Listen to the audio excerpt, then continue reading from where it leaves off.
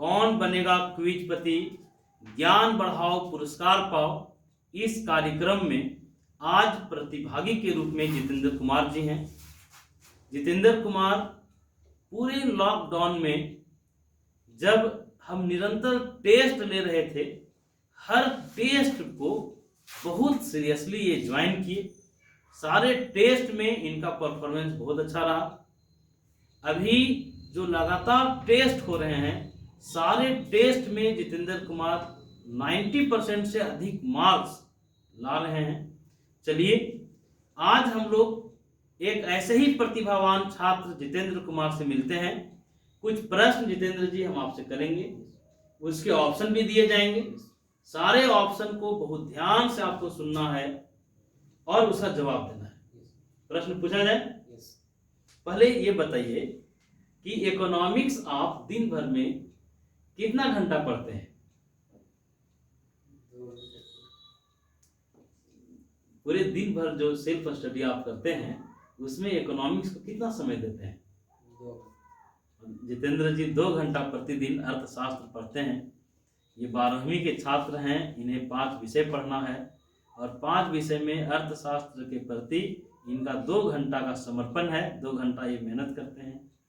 और आप कैसे पढ़ते हैं? वीडियो क्लास के माध्यम से पढ़ते हैं, क्योंकि अभी कोरोना का टाइम है, अभी क्लास नहीं हो पा रहा है। और इस दौरान आप जहाँ नहीं समझते हैं वहाँ कैसे पढ़ते हैं? वीडियो से जो हमारे वीडियो हैं वो सारी वीडियो का ये सहारा लेते हैं। चलिए जितेंद्र जी, पहला प्रश्न है, ध्यान से सुनिएगा। An inquiry into the nature and causes of the wealth of nation, इस किताब का नाम आप सुने हैं? नाम सुना हुआ है। आपको ये बताना है कि इस किताब के लेखक कौन है और इस किताब की रचना कब की गई है, यह किताब कब पब्लिश हुआ और इसके लेखक कौन है। क्वेश्चन फिर से सुना जाए जितेंद्र जी। प्रश्न है, an inquiry into the nature and causes of the wealth of nation, इस पुस्तक के लेखक का नाम बताना है और यह किताब कब प्रकाशित हुआ यह बताना है। चलिए ऑप्शन सुनिए। ऑप्शन है एडम स्मिथ 1775, ऑप्शन बी है एडम स्मिथ 1776, ऑप्शन सी है 1776 मार्शल और ऑप्शन डी है 1776 Pigou. Option B Adam Smith 1776। बिल्कुल सही जवाब, बिल्कुल सही जवाब जितेंद्र जी। प्रश्न इनसे पूछा गया था, an inquiry into the nature and causes of the wealth of nation, यह पुस्तक प्रकाशित कब हुई? इन्होंने बिल्कुल सही जवाब दिया 1776 में। और इस किताब के लेखक कौन थे? किताब के लेखक थे एडम स्मिथ। चलिए दूसरा प्रश्न ध्यान से सुनिएगा। अर्थशास्त्र नामक पुस्तक किनके द्वारा, अर्थशास्त्र नामक किताब की रचना किनके द्वारा किया गया, या अर्थशास्त्र किताब के लेखक का नाम बताना है। ऑप्शन सुनिए। ऑप्शन है एडम स्मिथ, केन्स, कौटिल्य या चाणक्य, और ऑप्शन डी है रॉबिन्स। कौटिल्य या चाणक्य। बिल्कुल सही जवाब। अर्थशास्त्र नामक जो किताब है इसकी रचना चाणक्य ने किया था, आचार्य चाणक्य ने किया था, और इनका दूसरा नाम कौटिल्य भी है। चलिए तीसरा प्रश्न ध्यान से सुनिएगा। प्रश्न है, अर्थशास्त्र की विकास केंद्रित परिभाषा के समर्थक अर्थशास्त्रियों में निम्न में कौन सम्मिलित हैं? प्रश्न फिर से सुना जाए। प्रश्न है, अर्थशास्त्र की विकास केंद्रित परिभाषा के समर्थक अर्थशास्त्रियों में निम्न में कौन सम्मिलित हैं? ऑप्शन सुना जाए। Professor Mint, professor Domar, professor J K Mehta, professor Samuelson. Professor J K Mehta. Professor J K. एक बार आप विचार कर लें, एक बार क्वेश्चन फिर से सुन लें जितेंद्र जी। क्वेश्चन सुनिए। क्वेश्चन है अर्थशास्त्र के विकास केंद्रित परिभाषा, विकास केंद्रित परिभाषा के समर्थक अर्थशास्त्री कौन है? Professor Mint, professor Domar, professor J K Mehta, professor Samuelson. Professor Samuelson. बिल्कुल सही जवाब, प्रोफेसर सैमुएल्सन। एक बात आप लोगों को हम बता दें, कोई भी प्रश्न बहुत सरल नहीं होता है। आप कोई भी प्रश्न को देख करके पूरा धैर्य के साथ पहले उस प्रश्न को आप देखिए, नहीं तो आसान प्रश्न को भी आप गलत कर देंगे। जैसे जितेंद्र जी को इसका ऑप्शन पता था, लेकिन जल्दीबाजी के कारण ये इसका गलत जवाब बता रहे थे। बिल्कुल सही, विकास केंद्रित परिभाषा के समर्थक प्रोफेसर सैमुएल्सन हैं। अभी तक आपसे 3 प्रश्न किया गया है और आपने इन तीनों प्रश्नों का बहुत बेहतर जवाब दिया है।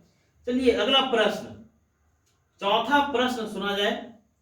किसके अनुसार अर्थशास्त्र मानव कल्याण का विज्ञान है?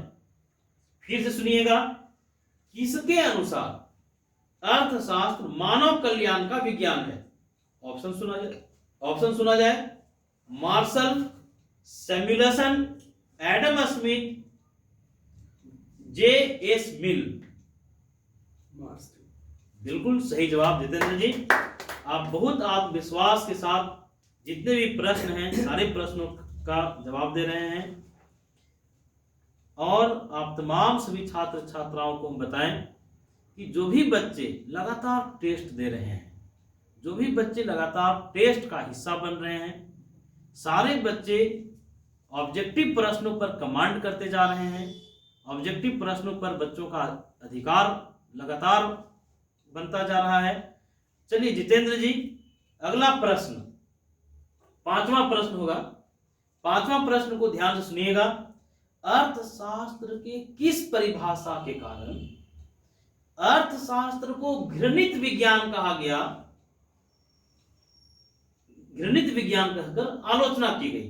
प्रश्न फिर से सुनिएगा। इकोनॉमिक्स का वह कौन सा परिभाषा है जिसके कारण इकोनॉमिक्स को घृणित विज्ञान कहा गया या रोटी कपड़ा का विज्ञान कहा गया? ऑप्शन सुनिएगा।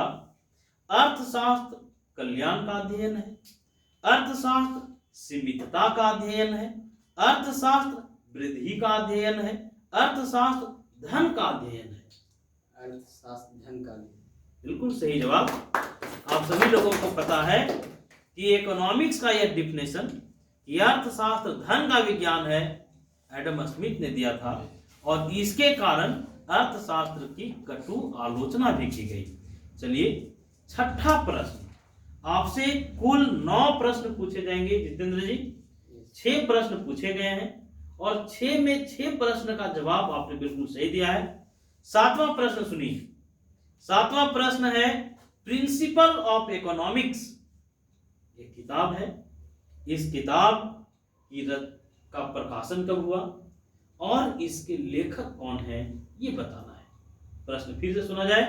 प्रिंसिपल ऑफ इकोनॉमिक्स की रचना कब हुई और इसके लेखक कौन है?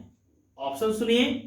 अल्फ्रेड मार्शल 1890 में, रॉबिन्स 1932 में, कीन्स 1936 में, एडम स्मिथ 1890 में। फिर से सुनिए।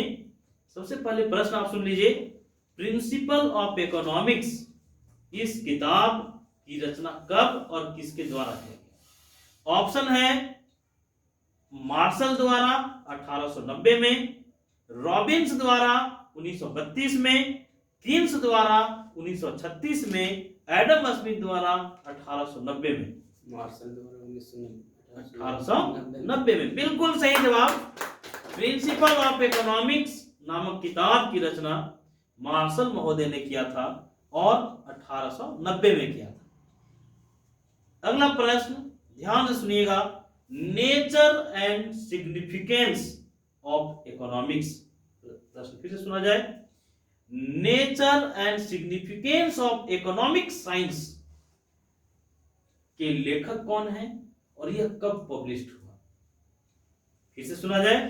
क्वेश्चन है nature and significance of economic science के लेखक का नाम बताना है और प्रकाशन का वर्ष बताना है। Yes. ऑप्शन सुनिए, रॉबिन्स 1932 में, मार्शल 1932 में, कीन्स 1936 में, एडम स्मिथ 1776 में। रॉबिन्स 1932 में। बिल्कुल सही जवाब। अभी तक आपने 8 प्रश्नों का सामना किया है और 8 प्रश्नों का बहुत बखूबी से जवाब दिया है, बिल्कुल सही जवाब दिया है।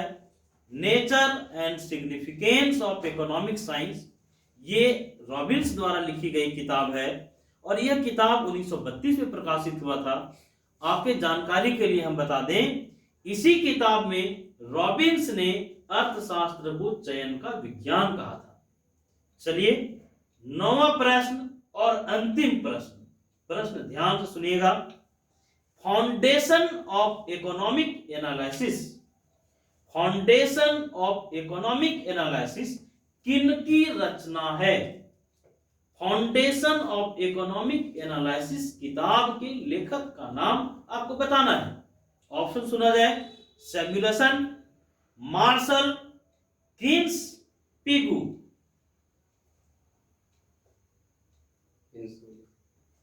फाउंडेशन ऑफ इकोनॉमिक एनालिसिस किनकी रचना है?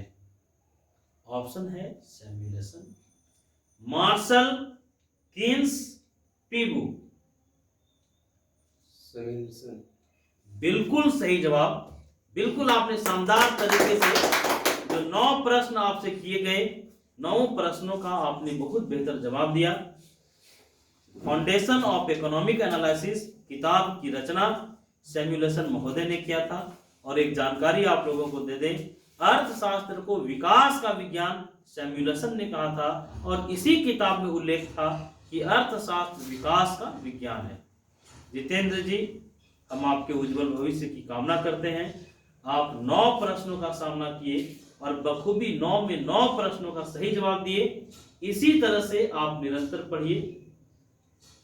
सबसे पहले आज जितेंद्र जी को हम लोग एक उपहार दे करके इन्हें सम्मानित करते हैं। जितेंद्र जी, ये अपना उपहार स्वीकार करें। धन्यवाद।